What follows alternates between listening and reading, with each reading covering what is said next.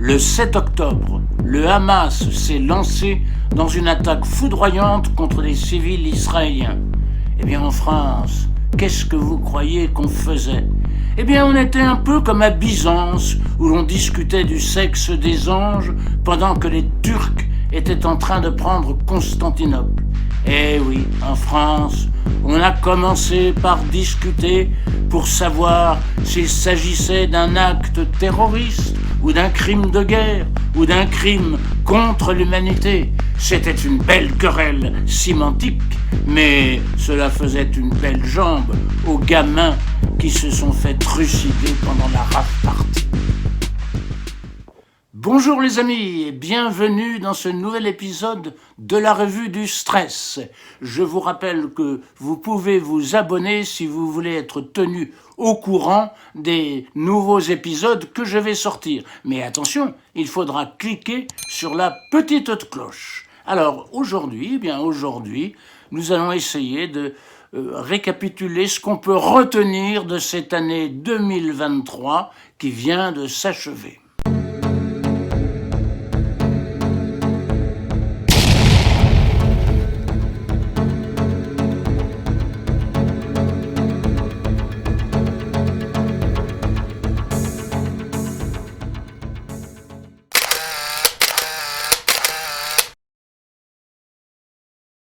Eh bien, puisque nous avons commencé par parler de la guerre israélo-palestinienne, nous allons continuer. Donc je vous disais qu'en France, en fait, à ce propos, on avait juste une querelle sémantique. En gros, tout le monde disait c'est un acte terroriste. Mais il y a un type qui s'appelle Mélenchon, et ce Mélenchon, il a dit non, non, non, non, non, ce n'est pas un acte terroriste, c'est un crime de guerre, ce n'est pas la même chose. Voilà. Il a même pu dire c'est un crime contre l'humanité.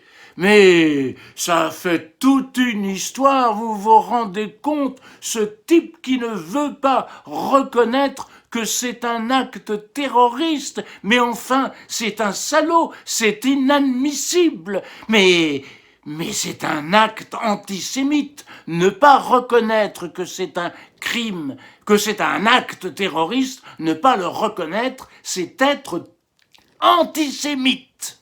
Je n'aime pas particulièrement Mélenchon, mais enfin, il faut quand même reconnaître que quand il dit que la violence appelle la violence, il n'a pas tout à fait tort. Parce que les réactions israéliennes sur Gaza, ça a été terrible. 20 000 morts, 20 000 morts, des enfants, des femmes, des vieillards, des musulmans, des catholiques, des chrétiens. C'est abominable. On détruit des hôpitaux, on détruit des églises, mais c'est quand même assez effrayant, hein. Non, on nous dit que ce sont des dommages collatéraux. Après tout, les Israéliens ont bien le droit de se défendre quand même, hein. Ils sont en état de légitime défense. C'est ce que nous disent tous les Enthoven, les Braun-Pivet, les Carole Forrest, voilà. On n'a pas le droit de critiquer Israël. Critiquer Israël, c'est être antisémite. Même les Américains qui pourtant soutiennent à fond Israël, même eux, ils disent quand même, faudrait peut-être mettre un petit peu la pédale douce, hein, Netanyahou. Oui, Netanyahou, ce qu'on ne dit pas, c'est qu'en fait, il était parfaitement au courant de l'attaque qui allait se produire. Il était même au courant depuis, paraît-il, presque un an. En fait, c'est complètement documenté. Et puis tout le monde sait que les services égyptiens l'avaient prévenu quelques jours avant qu'il se tramait quelque chose sur Gaza.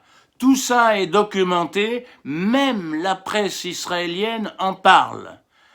Alors, au fond, qu'est-ce qu'il voulait Bibi ? Bibi, tout simplement, il se disait que ce serait une bonne occasion de faire une jolie opération de nettoyage ethnique, voilà. Alors, si ça s'appelle pas un génocide, dites-moi comment ça s'appelle.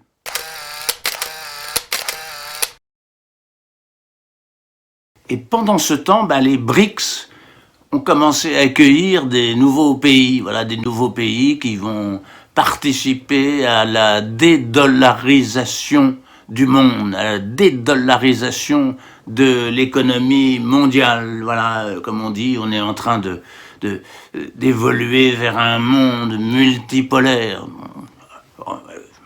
Attention, hein, le dollar, il est quand même pas prêt de perdre de son influence, mais enfin quand même, voilà, c'est un coup porté, disons, à la domination des États-Unis. Des États-Unis. Alors, bon, je sais pas si c'est bien ou si c'est mal, mais en tout cas, c'est un beau coup de l'Occident pigmenté. J'adore cette expression de Modeste Schwartz. L'Occident pigmenté, voilà. Alors l'Occident pigmenté est en train quand même d'embêter un petit peu le mondialisme de l'Occident historique.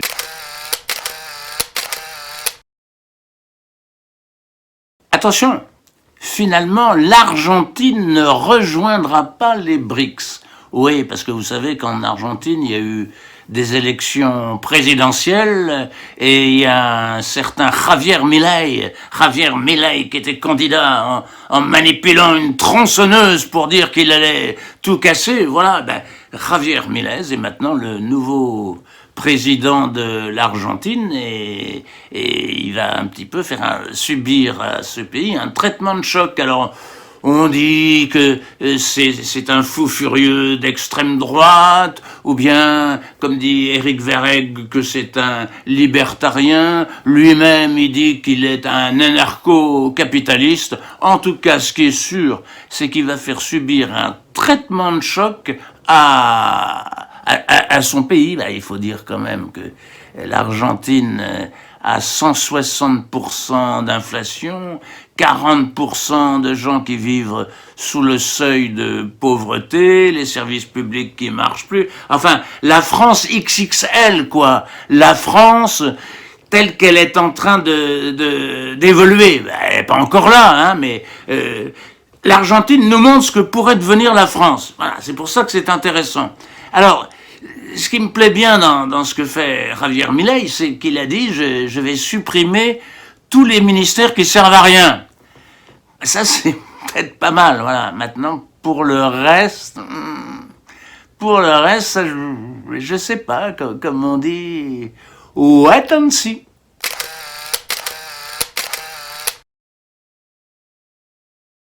Et la France? Qu'est-ce qui s'est passé en 2023?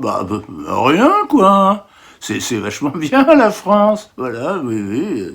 On a des services publics qui marchent pas. On a une école qui est tout en bas des classements PISA. On a 3000 milliards de dettes, il y a une inflation galopante, tout va très bien, quoi. C'est parfait, même le prix de l'électricité, c'est parfait, parce qu'on est dans un marché de l'électricité qui est formidable. Donc, Bruno Le Maire nous l'a dit, tout va bien en France, voilà.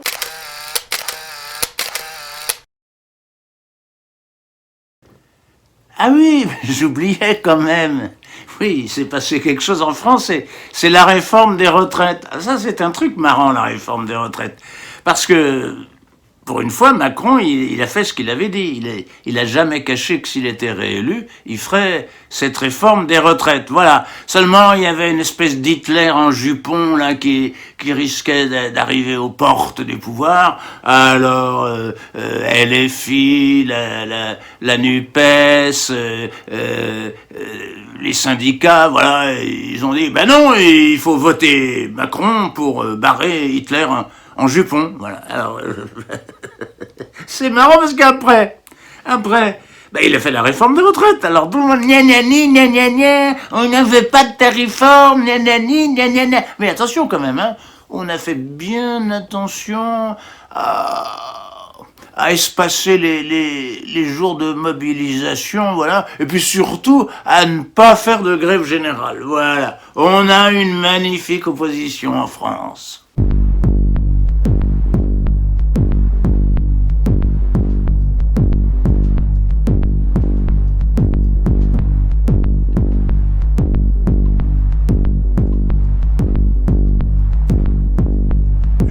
vous expliquer, vous redire ce qu'a dit la CGT avant le deuxième tour. Elle dit pas une voix du monde du travail pour l'extrême droite. Ça discute. Donc vous êtes, c'est ça l'information de ce matin, vous êtes favorable, vous, à des grèves reconductibles. C'est pas une information de ce matin, je l'ai toujours dit.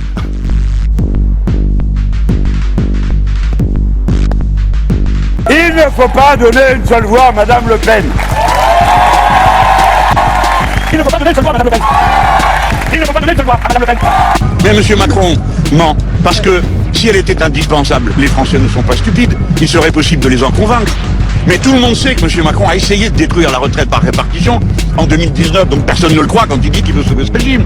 On ne peut pas, et je le dis avec un peu de solennité, nous avons décidé, et nous le ferons pendant toute la mandature, nous ne pouvons pas collaborer avec un mouvement fascisant comme l'est le... Fascisant ? Oui, comme l'est le Rassemblement National. Sandrine Rousseau, vous votez pour qui dimanche ? Emmanuel Macron. Député que vous êtes, ça se passe dans la rue. C'est à la rue de faire plier le gouvernement. C'est en tous les cas une correspondance entre la rue et l'hémicycle, entre ce qui se passe dans l'hémicycle et ce qui se passe dans la rue. Moi, je dis qu'on danse un peu comme ça.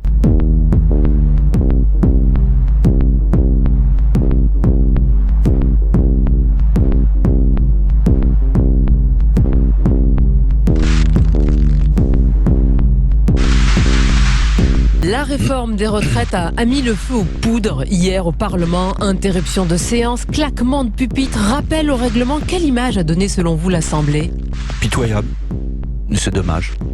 C'est dommage parce qu'on avait l'occasion, en unissant les oppositions, de faire voter une motion référendaire qui aurait décalé le texte d'abord de 30 jours, qui aurait permis de mettre le Sénat dans ses responsabilités. Et vous savez que pour moi, le référendum est la seule solution pour bloquer le gouvernement sans bloquer le pays, pour qu'il y ait un vrai débat sur la place que l'on veut donner à nos retraités. Vous parlez de la motion référendaire du RN qui a été rejetée. La NUPES a déserté à ce moment d'ailleurs les bancs de l'hémicycle, refusant Nicolas Dupont-Aignan, c'est leur argument, toute compromission avec un parti qu'ils jugent en dehors de la République. Mais c'est aberrant puisqu'ils avaient déposé une motion référendaire identique. Oui, ça c'est sur le fond, mais la forme, ils n'acceptent pas de participer avec le RN. Mais alors ça veut dire qu'ils vont servir la soupe à Macron toute leur vie. Ben en fait, on a des oppositions de pacotille. Tout ça, c'est du théâtre. On a des oppositions de théâtre, des oppositions contrôlées. Voilà, nos oppositions n'arrivent même pas à se mettre d'accord pour voter une motion de censure et renverser le gouvernement. Et pourtant, avec tous les 49-3 qu'il y a eu, c'était quand même... vraiment, on a eu plein d'occasions de le faire. Alors... je parle même pas de la destitution de Macron.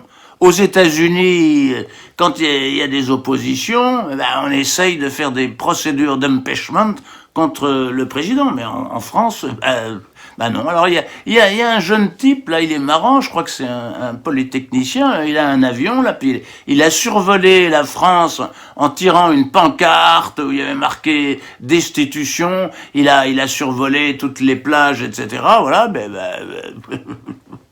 ça fait pchit. Ça fait pchit, voilà, non, mais quand même, hein. Quand même, on va pas faire une destitution, ma bonne dame. Quand même, on est l'opposition.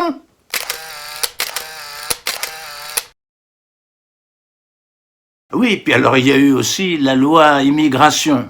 Ça, alors là, c'est assez marrant aussi, la loi immigration.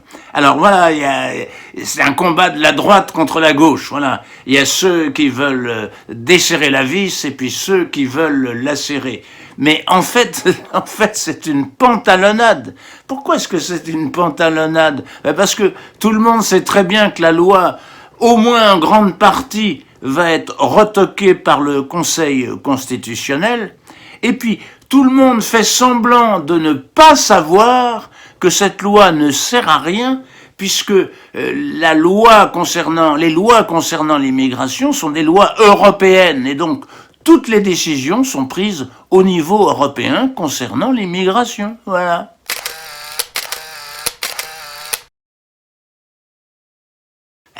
Il y a le réchauffement climatique aussi, voilà. Alors ça, cet été, ça a été un véritable spectacle climatique, si j'ose dire. On a brûlé. il y avait une sécheresse. Attention quand même, hein. C'était une sécheresse humide. Hein. Enfin ça, toutes les télés se sont chargées de bien nous faire savoir que c'était la sécheresse. Bon. Mais enfin voilà, vraiment, on se moque un peu du monde. Seulement le problème, c'est que ces histoires de réchauffement climatique, il faut sauver la planète, etc., ça amène à prendre des décisions qui sont un petit peu débiles. Là, par exemple, avec les histoires de DPE, là, maintenant, ben, on peut plus, et on pourra de moins en moins louer des appartements qui sont des passoires thermiques. Mais alors, il y a des gens, ils peuvent plus se loger, là, actuellement, il y a des milliers de Français qui pourtant gagnent leur vie, mais ils trouvent pas à se loger, donc ils sont obligés de dormir dans leur voiture. On voit, quand il y a un appartement à louer, on voit des queues de plusieurs centaines de mètres de gens qui viennent visiter l'appartement. Mais forcément, si vous n'avez plus le droit de louer votre appartement parce que c'est une passoire thermique, alors il faudra que vous fassiez des travaux, mais ça coûte cher. Tous les gens qui louent leur appartement, ils n'ont pas forcément les moyens de faire ces travaux. Voilà, donc c'est complètement débile. Voilà, c'est comme la voiture électrique. Alors 2035, ce sera obligatoire la voiture électrique. On n'aura plus le droit de rouler en voiture thermique. Alors, mis à part le fait que ça va faire s'effondrer notre économie, faire s'effondrer l'industrie automobile, et puis en fait ça va surtout profiter aux Chinois. Mais même on a pensé à rien, parce que pour faire des voitures électriques, il faut de l'électricité, et pour avoir de l'électricité, ben, il faut construire des centrales nucléaires. C'est pas parce qu'on va construire une malheureuse centrale nucléaire là que d'ici 2035, on aura suffisamment d'électricité pour faire marcher toutes ces voitures électriques. Et puis il faut des bornes aussi, voilà. Non, mais écoutez, on nous l'a dit.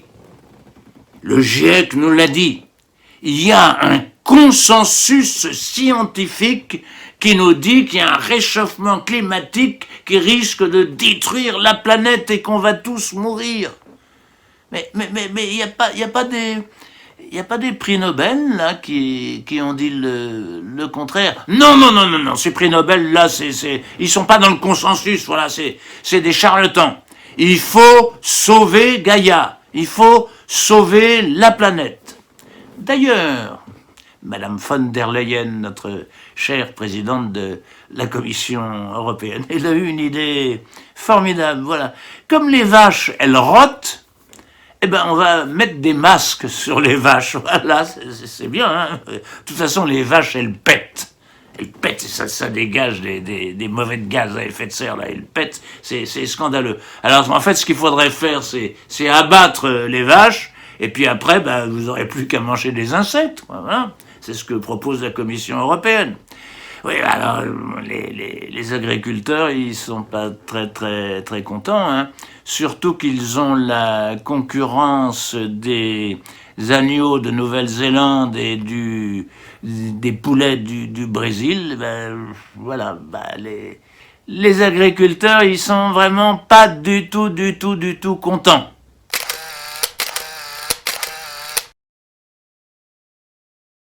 Oui, en fait, les agriculteurs, là, ça me fait penser à mon dernier réveillon de Noël. Voilà, j'étais avec des proches, et c'est des gens, ils sont tous au moins à bac plus 5. Voilà, il y a un ingénieur informaticien, il y a une consultante informatique, il y a un jeune administrateur de l'INSEE tout juste sorti de l'école polytechnique. Alors voilà, alors, ils étaient en train de me faire la leçon sur l'écologie, disant que j'étais un climato-sceptique, etc. Et m'expliquant ce que je sais déjà, qu'il faut pas confondre météo et climat. Mais je dis, oui, vous savez, je le sais. Alors moi, j'aurais demandé, mais est-ce que vous savez qu'actuellement, depuis plusieurs semaines, il y a des grandes manifs d'agriculteurs en France et même en Allemagne? Est-ce que vous êtes au courant de ça? Ben non, ils n'étaient pas au courant.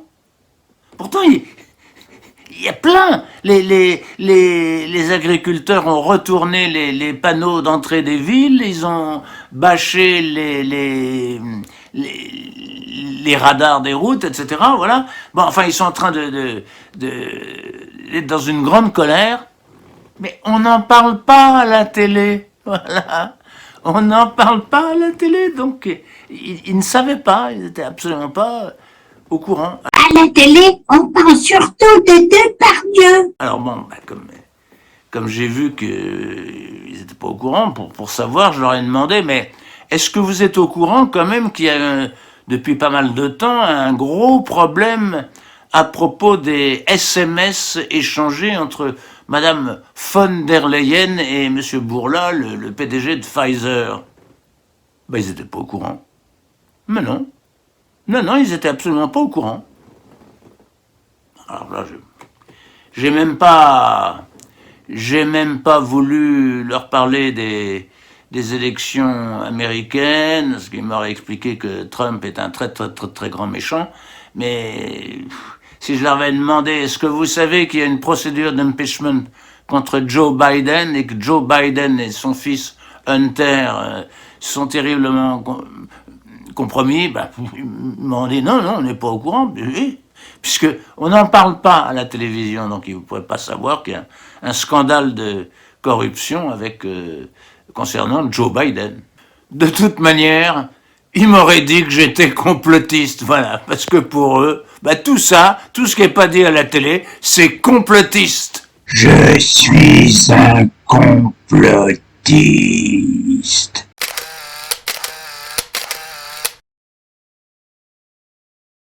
Bon, ils n'étaient pas au courant pour les SMS de Pfizer et Ursula, mais bon, j'aurais quand même demandé s'ils savaient qui était Michel Rivasi. Voilà. Non, Michel Rivasi, il ne savait pas. Il ne savait pas que c'est une députée écologiste au Parlement européen qui s'est beaucoup insurgée contre l'opacité des contrats Pfizer signés avec l'Union européenne. Notamment, elle s'est beaucoup occupée de faire savoir, d'obtenir les contenus des SMS d'Ursula et de Bourla, voilà. Et donc Michel Rivasi, qui est vraiment une femme très courageuse, et bien là, elle vient de décéder d'un arrêt cardiaque pendant justement qu'elle était en train de se rendre au Parlement pour dévoiler un dossier justement sur cette affaire des contrats Pfizer. Voilà. C'est un peu bizarre, mais bon. Il n'y a pas que Michel Rivasi qui est morte. Je pense à ce professeur Dominique Bernard qui a été assassiné par une espèce de fou comme Samuel Paty. C'est la routine en France maintenant. Là, les profs se font assassiner. Alors il y a aussi Henry Kissinger qui est mort. Il était très âgé, je crois qu'il est pas loin de 100 ans, même peut-être il avait 100 ans. Voilà. Alors lui, c'était un grand criminel de guerre, mais en même temps, c'était un grand diplomate. Et quelque part, on pourrait dire que c'est le père spirituel de Klaus Schwab. Vous savez pas qui c'est, Klaus Schwab? Klaus Schwab, c'est l'homme de Davos, voilà, celui qui a écrit le Great Reset. Son inspirateur,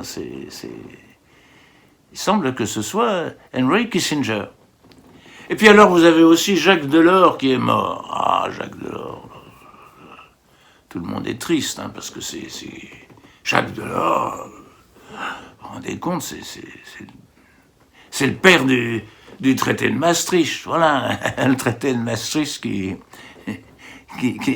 est censé nous rendre tous heureux. Voilà, on est ravis de vivre dans le cadre du traité de Maastricht. Bon, alors, certainement, Macron va mettre Jacques Delors au Panthéon.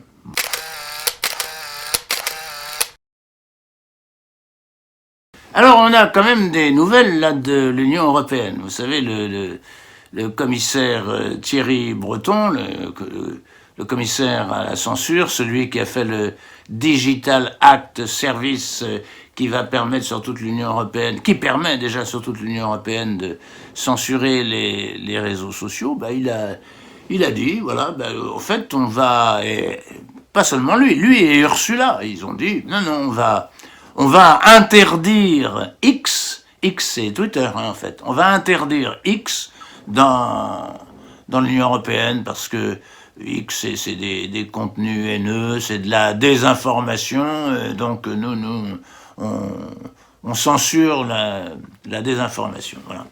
Puis alors il y a aussi Christine Lagarde. Christine Lagarde, vous voyez bien qui c'est? Ah oui, bon, la patronne de la BCE. Bon, Christine Lagarde, voilà, elle va nous introduire, là maintenant c'est dans les tuyaux, hein, elle va nous introduire l'euro numérique. Ah, vous allez me dire, oui, mais l'euro numérique, qu'est-ce que ça change? Nous, on peut payer en ligne, on peut payer avec notre téléphone, donc l'euro, il est déjà numérique. Oui, mais non, attention là, et ça sera directement contrôlé par la Banque centrale, et puis surtout, ça va être un euro numérique programmable. On va pouvoir le programmer, c'est-à-dire dire par exemple il a une valeur jusqu'à un certain moment donné, puis après il n'aura plus de valeur, par exemple pour pas que vous puissiez épargner. Et il va être combiné avec un portefeuille numérique. Dans ce portefeuille numérique, on va mettre toutes vos données médicales, vos données fiscales, etc. Enfin tout ce qui vous concerne. Donc, combinez les deux, voilà.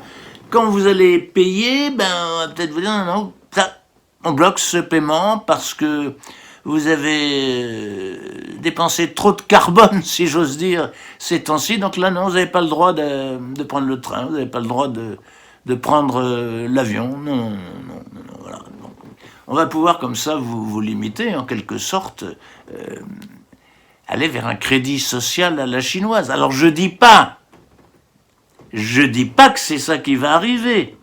Je sais pas, je veux pas faire des procès de mauvaise intention à Madame Lagarde et à toute l'Union européenne.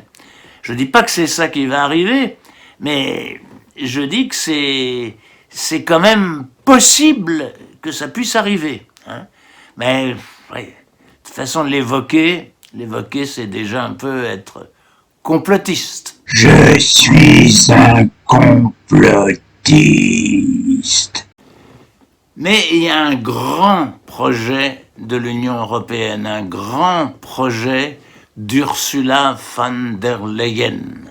Ursula von der Leyen, voilà, il y a un grand projet. D'abord, continuer d'étendre l'Union européenne, c'est-à-dire maintenant intégrer l'Ukraine, la Moldavie, etc. Tout ça pour faire plaisir à l'Allemagne. Voilà, ça c'est le premier point du projet. Le deuxième point du projet, c'est de faire en sorte que maintenant les États membres n'aient plus jamais le droit de veto. Vous savez que jusqu'à présent, sur un certain nombre de points, il fallait l'unanimité des 27 membres pour prendre des décisions très importantes et pas seulement la majorité qualifiée. Mais là, l'idée, c'est de dire, on va réformer l'Union européenne, on va réformer les traités, de telle sorte que un des États membres ne puisse pas mettre son droit de veto pour pas qu'il emmerde tout le monde, voilà, et que les décisions se prennent à la majorité qualifiée. Alors, ce qui fait que, par exemple, si on fait des trucs qui sont vraiment contraires aux intérêts de la France ne pourra pas émettre son droit de veto. Vous allez me dire qu'avec Macron, de toute façon, la France n'émettrait jamais son droit de veto. Mais enfin, il y a pas que Macron sera pas toujours président de la République. Voilà. Mais alors, c'est encore plus profond que ça, le projet de réforme de l'Union européenne. En fait, il est question de vraiment basculer complètement dans un État fédéral. Voilà, il y a une commission du Parlement européen qui a émis une résolution. Dans cette résolution, il a été dit justement qu'on supprimait le droit de veto, mais il a été dit aussi que le Parlement européen élirait le président ou la présidente de la Commission européenne, qui d'ailleurs s'appellera l'exécutif européen, et en quelque sorte, le président ou la présidente de l'exécutif européen serait en fait le président de l'Europe, avec une extension considérable des compétences de l'Union européenne. Là, ce qui était encore dans les compétences des États membres, ça passerait dans les compétences de l'Union européenne. Voilà, ou dans les compétences soi-disant partagées, mais enfin, quand les compétences sont partagées, en général, elles sont surtout partagées par l'Union européenne. Voilà. Alors cette résolution, donc, a été votée au Parlement européen, et le Parlement français, voilà, récemment, il a voté une résolution qui allait dans le même sens. Voilà, donc, le projet, finalement, c'est de faire un État fédéral. D'ailleurs, c'est ce qu'a dit Monsieur Mario Draghi, il a dit, il faut que l'Union européenne devienne un État. Ça veut dire, pour nous, les Français, il n'y a plus de France.